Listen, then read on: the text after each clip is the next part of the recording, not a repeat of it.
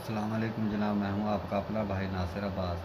तो आज हम माल्टन लिंक रोड पे आए हैं मियाँ पान शॉप। तो आया हम आपको दिखाते हैं कि मियाँ पान शॉप पे मीठा पान कैसे लगाया जाता है और कितना अच्छा लगाया जाता है।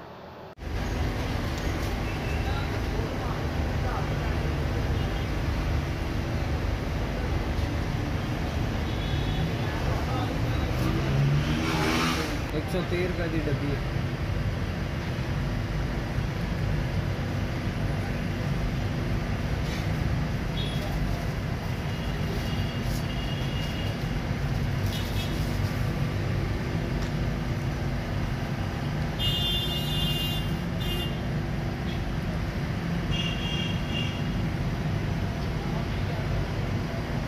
पैकेट लिया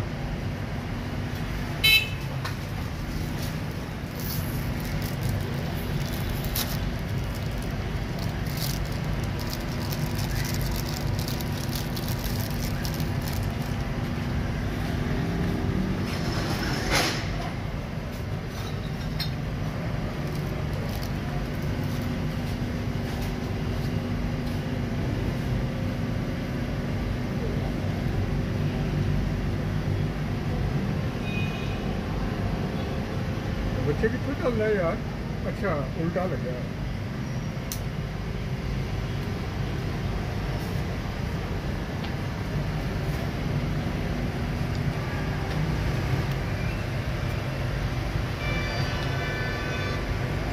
अभी भाड़ा